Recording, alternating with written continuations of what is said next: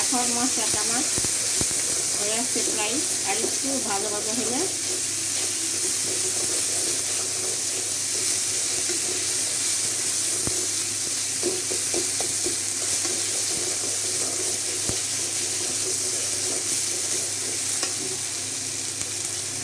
মশলাটা দিয়ে দেবো এক এক করে।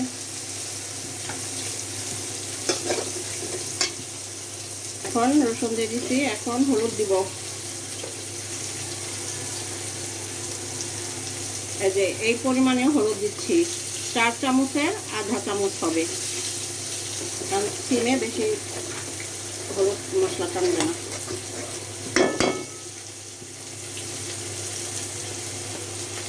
এই পরিমাণে গুঁড়া মরিচ দিচ্ছি, এটাও 4 চামচের আধা চামচ হবে, এটারও আধা চামচ দিয়ে দিচ্ছি 4 চামচের। এখন আমার মশলাটা ভালো করে কষানো হোক। লবণ দিয়ে দেবো এই পরিমাণে। এখন পানিও দিয়ে দেবো আর একটু। মশলাটা ভালো করে পাক আসলে তারপরে সবজিগুলো দিয়ে দিব। এখন মশলাটা ঢেকে দিব।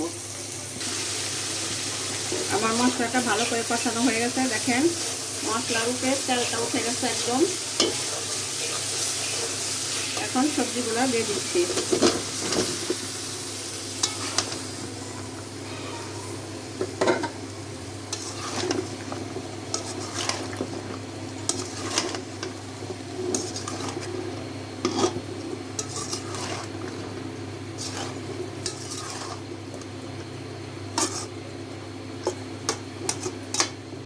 ঢেকে দিচ্ছি।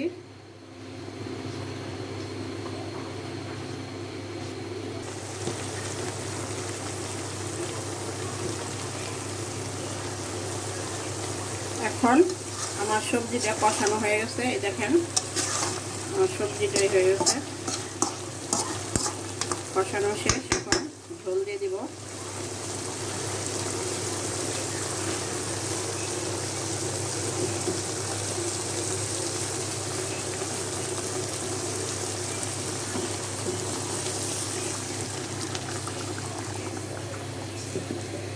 ঝোল দিয়ে দিব, এখন মাছও দিয়ে দিব।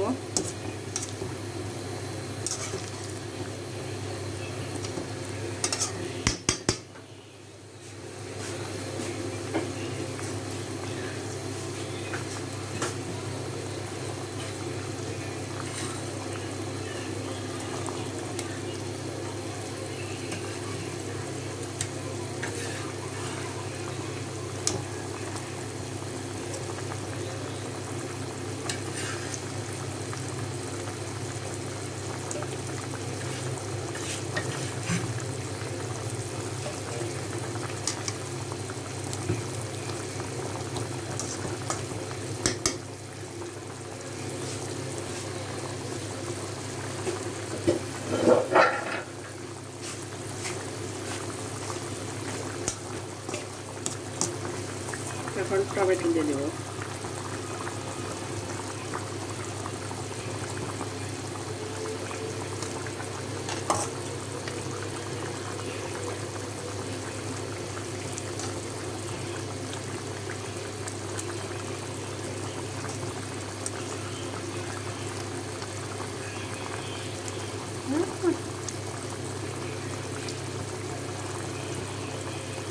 এখন দিয়ে দেবো কটা কাঁচামরিচ।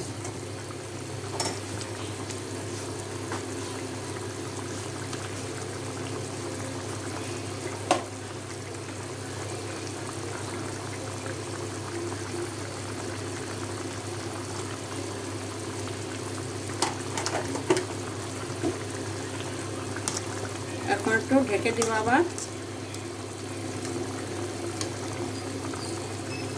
হয়ে আসলে পরে ধনে পাতা দিয়ে দিব। এখন হয়ে গেল আমার সিম বেগুন টমেটো দিয়ে পাঙ্গাস মাছ। গায়ে গায়ে ঝোল, বেশি ঝোল না।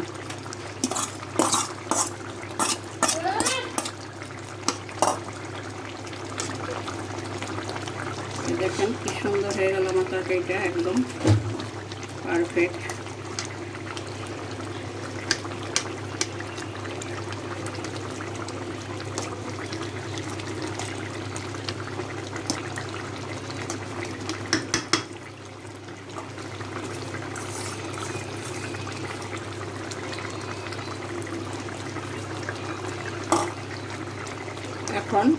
দেশ বিদেশ থেকে যে যেখান থেকে ভাইয়ারা আপুরা আমার ভিডিওটি আপনারা দেখছেন, আমাকে লাইক কমেন্ট শেয়ার করে দিবেন, আমার জন্য দোয়া করবেন। আমরাও আপনার জন্য দোয়া করব, আপনাদের জন্য দোয়া করব। দেখেন আমার তরকারিটা কি সুন্দর হয়ে গেছে, একদম পারফেক্ট, অনেক টেস্টও হয়েছে। লবণ দেখেছি, ঝাল লবণ একদম টেস্ট পারফেক্ট হয়েছে। এখন নামাই ফেলবো। আল্লাহ হাফেজ।